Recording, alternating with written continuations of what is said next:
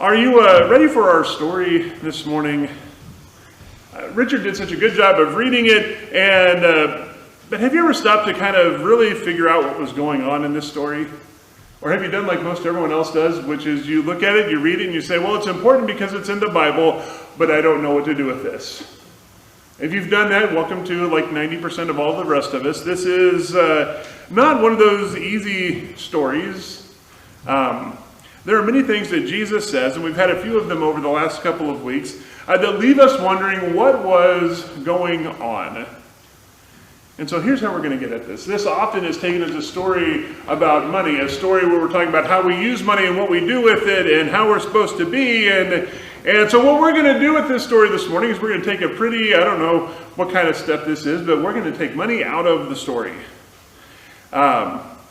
Because I haven't, what does money actually do? In fact, we don't even actually have money in this story. We have lots of other things that are sitting in for money, that's kind of what money does. It actually stands in for other things. It's why when I go up to Casey's and I want to fill the truck up with gas, I can walk up and I can give over my credit card or my debit card, or I pick my phone up and I tap it on the thing, and I can do that, and I transfer money out of my checking account into their accounts instead of showing up with 5 chickens, 4 gallons of milk, 3 tomatoes, 2 fresh baked pies, and a partridge in a pear tree. Quick side note, just in case you're wondering, there are only 98 shopping days left until Christmas. Just in case anyone needs that anxiety level ratcheted up a little bit this morning. But that's what money does. Money stands in the place for other things. That's what it's good for. And it has value because we say that it has value. That's why on the front of all of our dollar bills it says this dollar can be used for all goods and services, public and private. I got mixed up on the wording on there, but you've seen that before. You know what it says on there. It's also why I'm a little bit leery when you flip that over, and on the back it says, "In God We Trust," of having that printed on our money, because money has value because we say it has value. If we say it has less value at a certain point, which if you've been watching the stock market at all in the last week, there's been a little bit of fluctuation there. Does that mean God has less value, more value? Like there's a whole thing that goes on there that I'm not always super sure about. But there's ways that we can get caught in trying to find the meaning of things that are not nearly as important as what they're standing in for. We've seen that actually in the last couple of weeks. Last week, we were telling the story of lost things, of the lost sheep and the lost coin. And if you look at a lot of the academic literature or the other books that have been written on those parables, because they're important parables, a lot gets written about them, there are folks that will spend a lot of time talking about the value of a sheep and talking about the value of that coin and what all it could have been. And in reality, those things are unimportant, because what they were doing was they were standing in the place of things that folks knew what they were. And in the story of the lost things, folks knew not only what a sheep and a coin was, they knew how likely you were to get them lost. If you've ever lost a $5 bill in a coat pocket in winter, you know exactly what this is like, but you also know that they can be found. There was the point Jesus was driving to. Things that were lost that can be found. The same thing is happening this morning. We can get really caught up in the amount of money that was of these debts that were there, of what their value was, but that's not really the important part of the story. The question we're looking for is, what are those things valuing? What is the value behind them? As a note, as I was preparing for today, there was one of the articles I was reading said, do this. Go back and just keep reading to the next part of the story. The lectionary stops at verse 13 because otherwise the story starts to get really kind of long and longer than is helpful for a Sunday morning a lot of times in one scripture passage. And it says, keep reading to the next verse. And in fact, I'm going to add verse 15 to that and see what's being said here. The Pharisees, who were money lovers, heard all this and sneered at Jesus.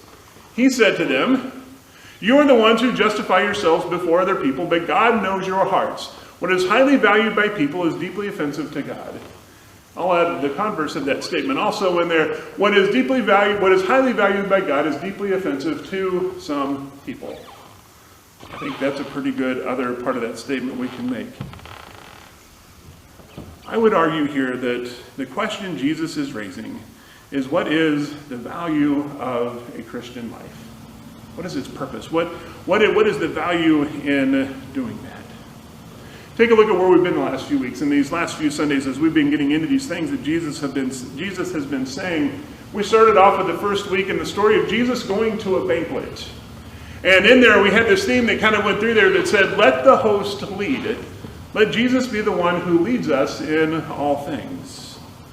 The second week, we said, well, we can do that. Great. We follow Jesus' lead. That's good. But what is the cost to that? Because there is a cost to following Jesus, not because he is charging us an entry fee to get into the kingdom of heaven, but because when we do what Jesus wants us to, then we put our lives in the right order. This is what he is working to get us to do, the right order for who we are, to make us the best of who we can be under his leadership. That naturally, anytime you make a change, comes with a cost.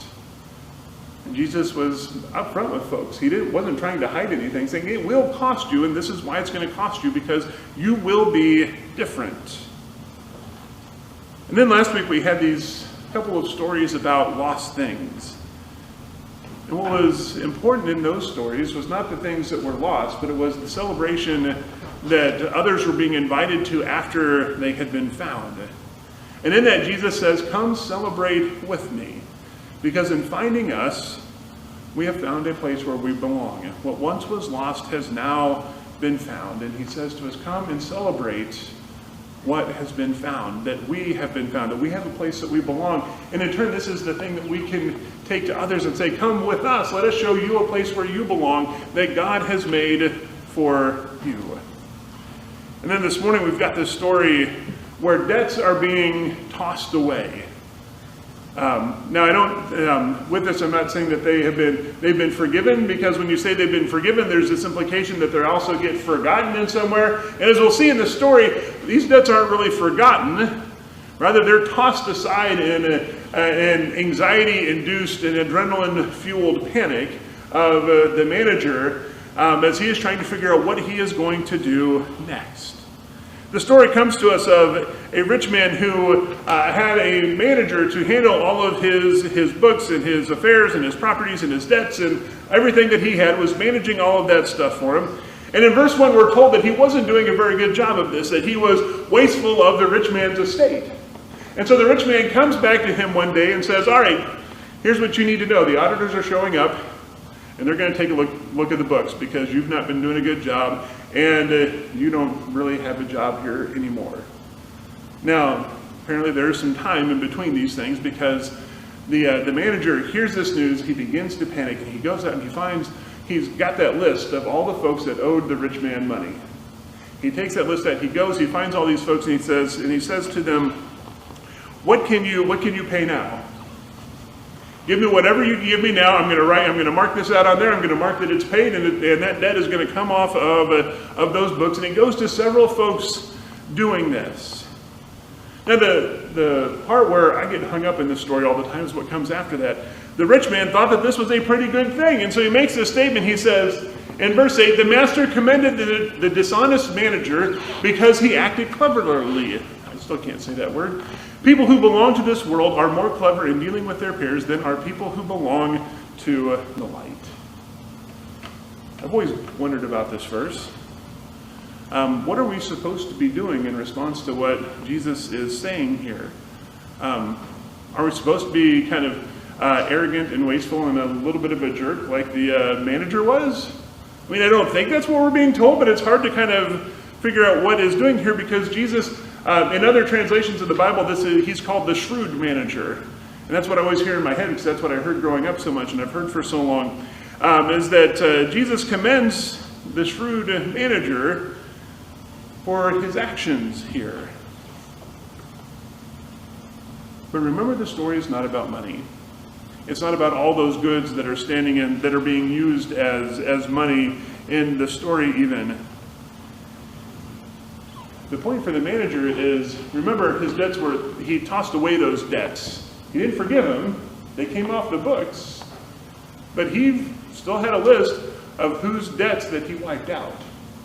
So the next part of the story is Because remember, we're also told that this manager doesn't really want to work very hard, and he's too proud to beg. So like he's taken off like the two main forms of employment that he could find after that. And he says, well, I got all these people that now owe me.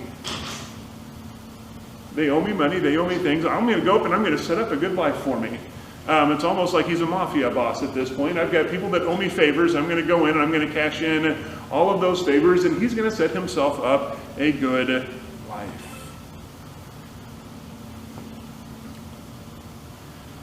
What value are we supposed to get out of all of this? The story serves kind of a dual purpose. It's both good teaching and it rebukes the conduct of the Pharisees. What do we value? There is the question that Jesus is asking. And this is in many ways one of the main questions that comes throughout these last few weeks. As we've looked at all these pieces, what we're asking at the heart of all of this are, what are the things that are valuable? What do we value? And in telling this story, Jesus is valuing not the reason why the manager did what he did, but the way that he did it. He rebukes the religious folks of his time and us as we read this for not being similarly as shrewd or as clever. We'll at some point be able to say either one of those words that end in ly. I can't do that, but I'll get there. The value that we're lifting up here is, where do we belong? The manager made his choice like the Pharisees, and that is always inherently, by its very nature, going to be a temporary choice. It is in this life, and it will ultimately all be used up. Either at some point the manager will have used up all of the favors that he now has from the debts that he wiped out, or right before this, at the end of chapter 15, is the story of the prodigal son. Remember the son who took his inheritance early? He goes out and he spends it all in what Luke then starts off chapter 16 with, in wasteful living. And then has to figure out, how do I live after this? Because as soon as that the prodigal son had used up all of what he had, then they hit an economic downturn, as the talking heads on the news channels would say nowadays. And he didn't have anything there. Value of those things can change in this world. Things only have value because we all agree and together say that they have value until we decide that they don't anymore, and then everything comes tumbling down because we know what this is like. We've all lived through stock crashes. If you've looked at your retirement portfolios in the last few months, you know that you're like, well, still got a few years left for things to recover back. We know how that's going to go. And we also know what it's like to suddenly not have the things that we used to. Because it wasn't just too many years ago where we'd walk into Walmart and see shelves and shelves and shelves of things that just weren't there. Not of even fancy things that you kind of expect to run out, but of toilet paper of all things. We ran out of that. What do we value? What the manager was doing invited big returns, but also big costs and constant worries. Because what happens if the value changes? Jesus says instead in verse 9, we will be welcomed into the eternal dwellings, into our eternal homes. There is the value that Jesus is setting up. One that is not temporary in this world, but one that directs us towards the world to come.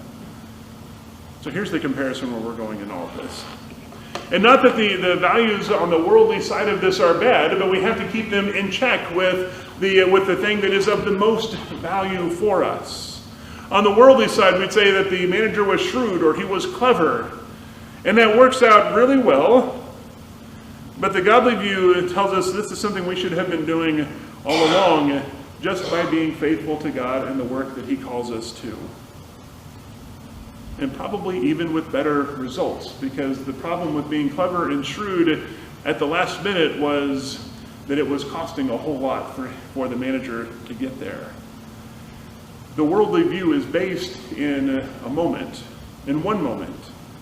And it meant that the manager had to offer a steep discount in order to get himself taken care of, whereas the godly view says that we exist in the moment, but we exist in a series of moments all through our lives, and so we need to be stewards of what it is that we have been given.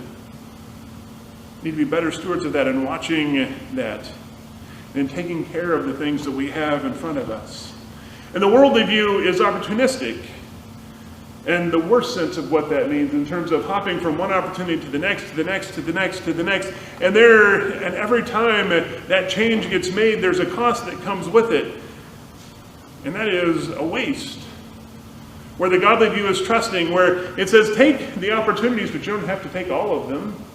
Remember where we ultimately place our value. Let that lead us into the opportunities that we should be taking. Patience is key, and remember we are being led by the host, the one who knows where to go. The godly view is the one that is more stable over the long term. It may miss out on some of the big opportunities that are out there, but it will also miss out on some of the big losses. In the end, though, the biggest difference is that the worldly view will change. By its very nature, it will change. It will not stay the same. We live in a different world today than we did 10 years ago, than we did 50 years ago, than we did 100 years ago. Susie, when your dad was first born and kicking, the world's a very different place than it is now, and he's seen all of those changes come. The world will change. That's by its very nature. The things that we value in this world will always be changing. The godly view always lives in the present day, but with an eye of what is still to come. In theological terms, we call this the already but not yet. We live in this world as if the kingdom has already come, but know that it is not yet actually here.